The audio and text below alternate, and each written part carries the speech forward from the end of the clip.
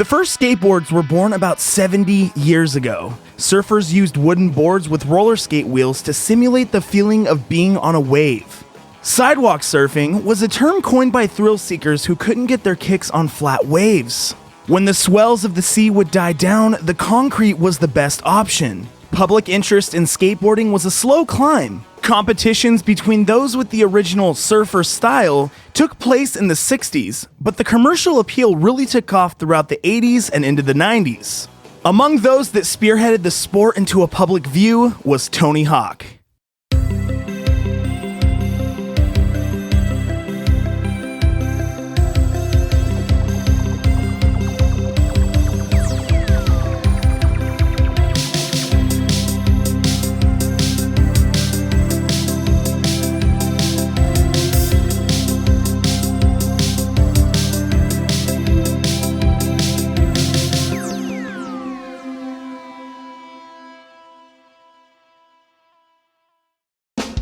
Anthony Frank Hawk was born on May 12, 1968, and grew up in San Diego, California. Hawk was always known to have excessive energy, and started skateboarding early on in his life. This newfound hobby created an outlet for him to focus all of that energy and would aid him in fueling his newfound passion. Being obsessive about skateboarding, Hawk practiced regularly, and by the age of 14, he was so good he went pro. Throughout the 80s and 90s, Tony Hawk was a pioneer in the space of vertical skateboarding and won countless medals in major competitions. On June 12, 1999, at the X Games in San Francisco, California, Tony Hawk landed the first 900 ever documented in history. This moment set Tony Hawk's popularity on fire and solidified him as a legend in the skateboarding world. Aside from Tony Hawk's flourishing career, something else big was stirring in the 1990s. A few employees of Malibu Interactive were daydreaming of branching off and doing something special of their own. You see, Malibu was known for its small development teams, so it wasn't unrealistic for a small team to start a company. These guys had experience working with limited staff, and they figured if they could do it here, they could do it on their own elsewhere. Elsewhere eventually became Neversoft Entertainment. In 1994, three friends, Joel Jewett, who was head of development at Malibu Interactive, Mick West, a game programmer, and Chris Ward, an artist, set out to conquer the world. Conquering the world had to start somewhere, right? Neversoft began their journey with a project for Playmates toys. Playmates were about to launch a toy line called Skeleton Warriors. Through multiple setbacks and the potential of being canceled by Playmates, Skeleton Warriors launched for the Sega Saturn and the Sony PlayStation in 1996. 1996 also saw some growth in the company. Now over 20 strong, Neversoft was slowly but surely ready for the next project. Although they had seen their first project through and were able to expand, the first 2 years had brought on some financial strain to the infant company.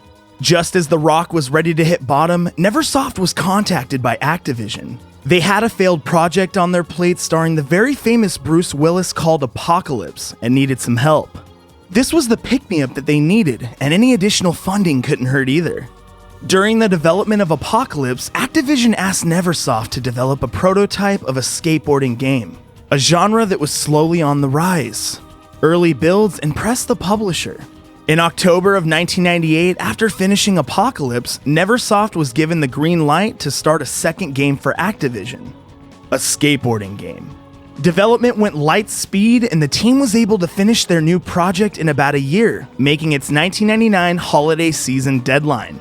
During development, the team based a lot of their initial ideas off of the Sega arcade game Top Skater.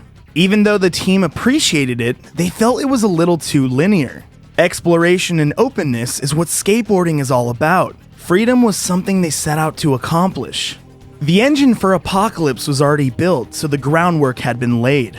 All that needed to happen was to create something fun. Neversoft knew that a professional skateboarder would aid the game in its push to market. Tony Hawk had been shredding his way into stardom in the 90s and was a no-brainer. A meeting with Hawk took place in September of 1998. Hawk was so impressed by the team's passion and devotion to the sport that he decided to work with them. Tony Hawk was always interested in making a game that shined light on his beloved sport. That being said, he had a huge hand in the development of the game. Neversoft would let him play early builds of the game. He would provide regular feedback, which the team took and ran with. Alongside that, Hawk was given the task of choosing a group of playable characters that were pushing the sport of professional skateboarding in their own ways. This group, aside from Hawk, consisted of Bob Burnquist, Bucky Lasik, Chad Muska, Rune Glifberg, Andrew Reynolds, Alyssa Steamer, Jeff Rowley, Jamie Thomas, and Kareem Campbell. The skaters had a say in what they wore in the game and what their special trick was. Motion capture in video games was in its infancy, so live footage was used to help program movement and tricks, including Hawk's 1999 X Games 900. Collectibles in games were huge at that time. 1996's Super Mario 64 had the player collecting stars in each of the visited worlds. This inspired the guys at Neversoft to implement videotapes as collectibles in each level, which eventually grew into a set of tasks that the player had to accomplish. Each task completed would award the player a videotape.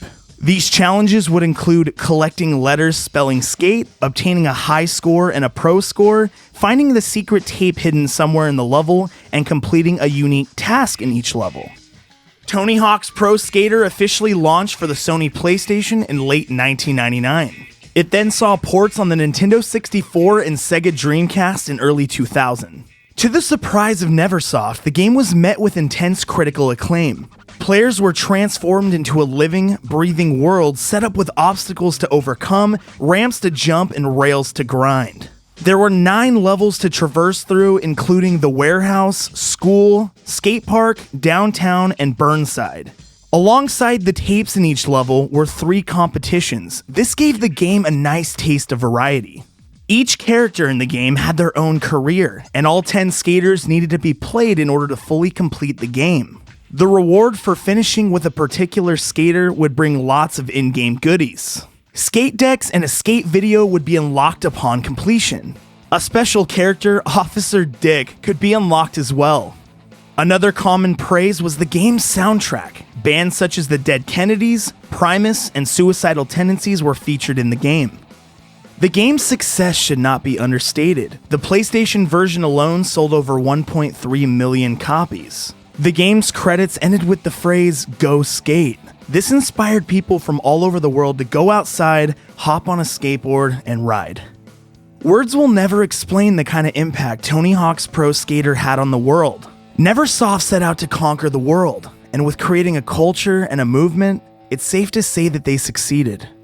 Many sequels followed into the 2000s and were hailed in their own light, but without the spark that lit the flame, extreme sports, alternative music, and video games would not be the same.